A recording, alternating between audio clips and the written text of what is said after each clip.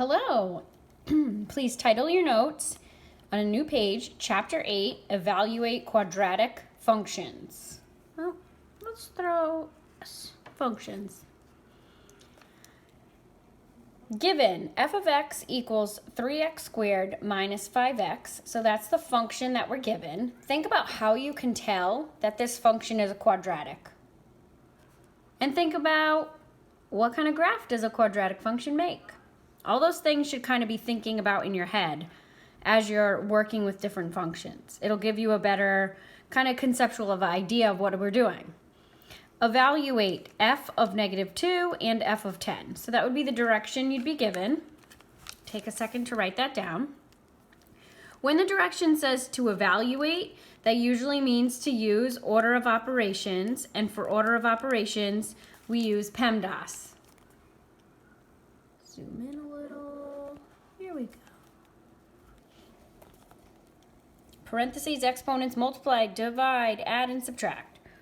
So first we're going to do f of -2. That means in this function, whenever you see an x, you're putting in -2. So f of -2 means 3 times -2 squared minus 5 times -2. Draw a line down here. Order of operations, parentheses. I have nothing to do inside of these parentheses or these. I just use those for multiplying. So we're going to skip the parentheses, but I do have an exponent. -2 to the second power, -2 times itself, is a positive 4. So I'm going to swap that out.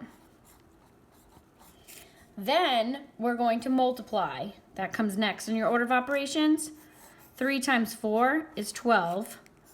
5 times -2 is a -10, but we are subtracting. Or you may have thought of this as a -5 times a -2, which in turn, this would turn into 12 plus 10, those two negatives.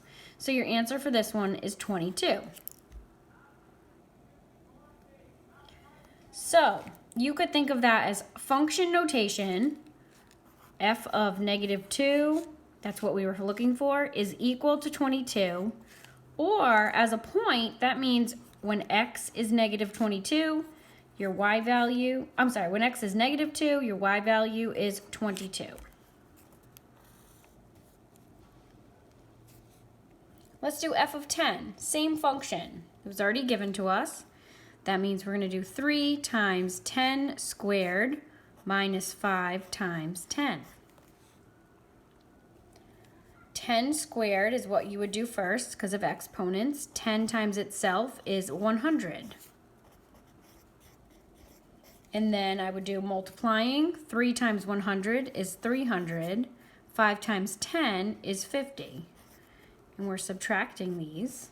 300 minus 50 is 250. So I might see that as f of 10, which is what we were looking for, we found out is equal to 250. And what that means is, on a graph, when x is 10, your y value is 250. Let's try another. Draw a line across. I have about half the page still left. So we'll do another given. This time I'm going to write given g of x equals, let's do x squared minus an x plus 7. And think about how can you tell that that's a quadratic function. I'm going to do evaluate over here. So I want you to evaluate g of 5 and g of -3.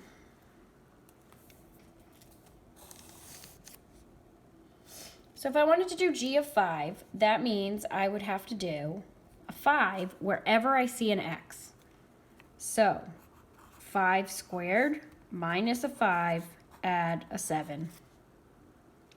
5 squared is 25, minus a 5, add 7.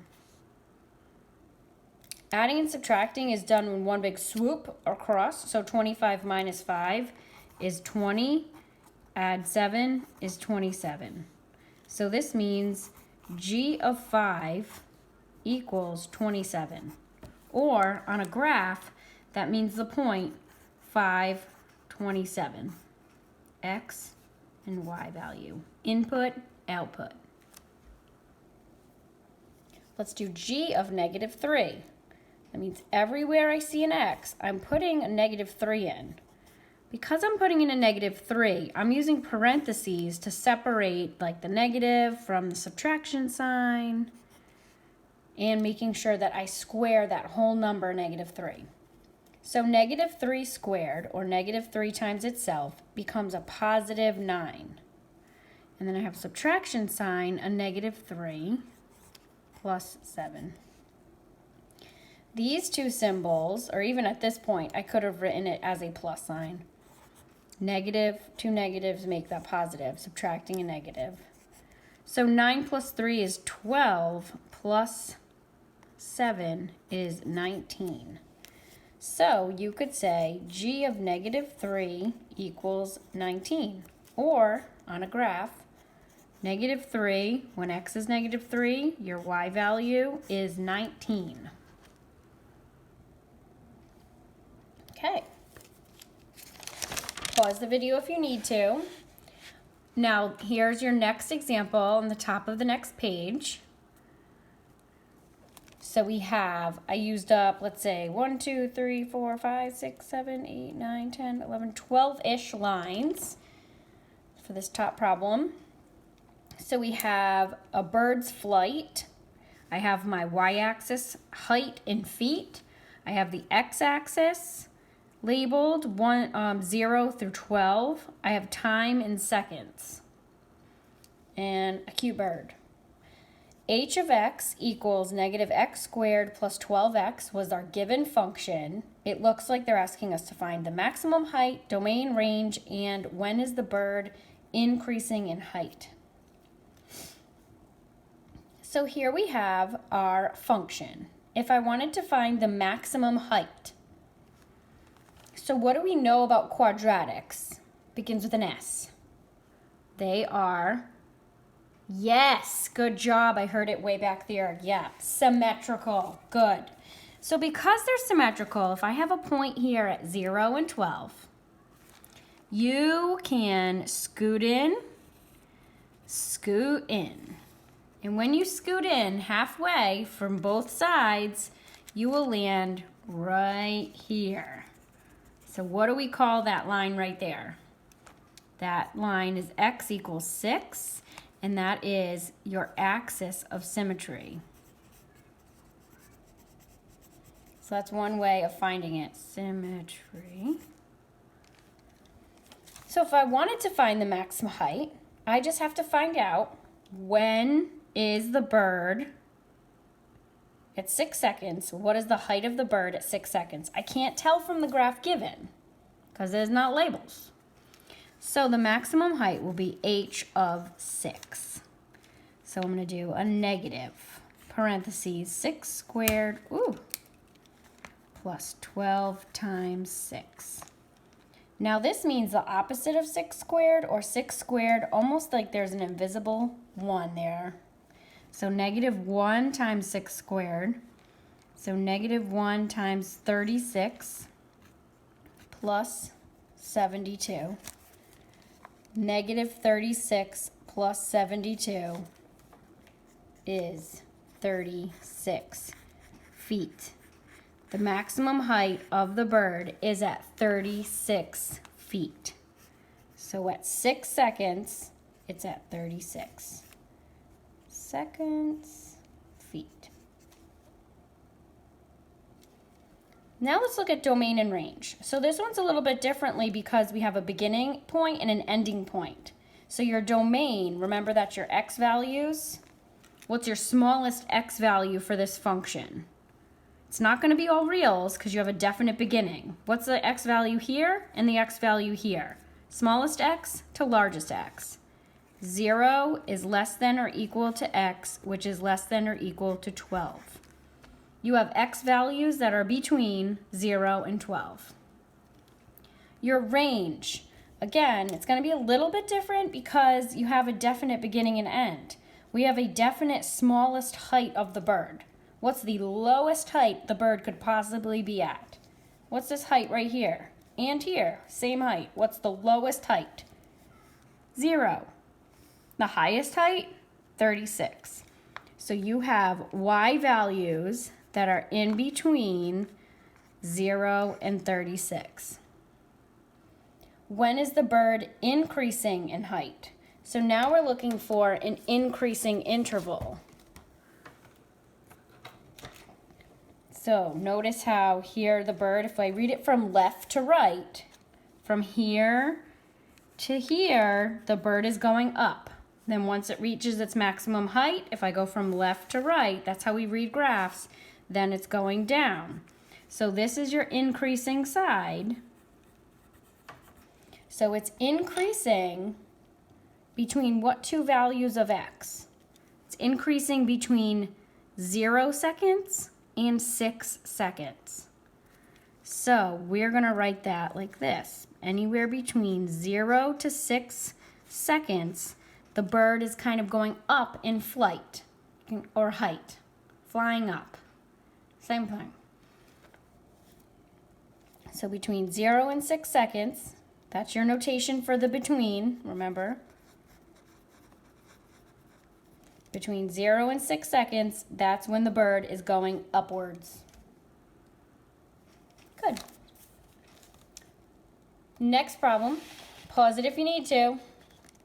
So go ahead and copy that information for this one. Let me zoom out a little bit. There we go. For this one, the graph's already made for you. And then you're given the vertex is -1, -16, and you're given a function. You have to find the domain, the range, the increasing interval, y-intercept, reflection point, evaluate, and x-intercepts. Woo! Well, that's a lot. Let's begin. Domain. The domain of this function, looking on the graph, do you have any restrictions left to right?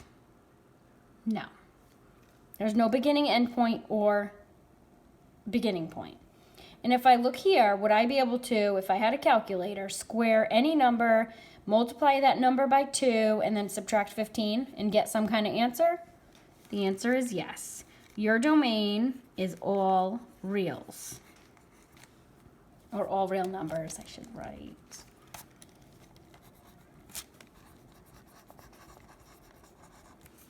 The range is not all real numbers because it looks like no matter what number I put in, the lowest y value is right here. Now that's my vertex point, which they told me up in the direction was -1, -16. So what's the y value in that point?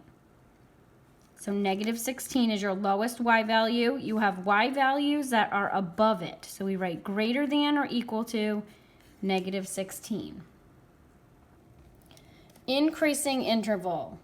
So when we read a graph from left to right, from the left side to the right side, these points, if I start here, notice how my points are going down. Then once I hit the vertex, now they're increasing. So this is my increasing side. So I have to look at my axis of symmetry. My axis of symmetry is at -1. So how do I describe the x values that are to the right of -1? Because the right side of -1, so we're going to have an x, and how do we compare that to -1? The numbers to the right of -1 are greater than -1. So it's increasing when x's are greater than -1. What's the y-intercept? The y-intercept is right here, and that's 0, -15. If I wanted to reflect that, reflection point of that point, if I go in one, go over one more, this point is my reflection point that I'm going to name. That should be at -2, -15.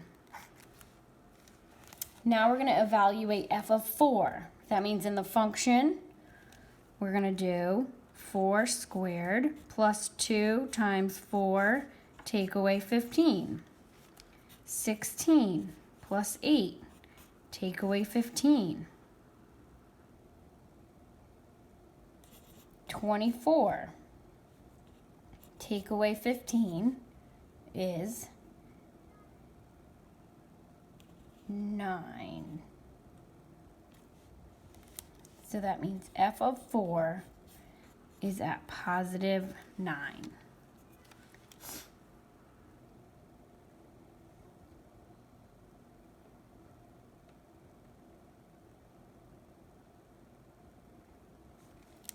Find your x-intercepts. This is kind of from chapter 7. The x-intercepts are when your y value is 0. So 0 equals x squared plus 2x minus 15. So this is a polynomial equation. It's set equal to 0, but it's not in factored form. So you can go ahead and find the factors of negative 15 that add up to a positive 2. 1 times 15 or 3 times 5 are really your only options.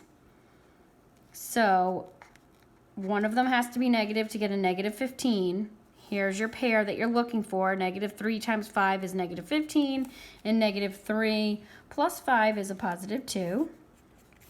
So x minus 3 times x plus 5 are my two factors. And now I'm going to set each factor to 0 because of the zero product property. And I get x equals positive 3 as a solution and x equals negative 5 as a solution. That means x came out to 3 when the y value was 0. And x came out to negative 5 when the y value was 0.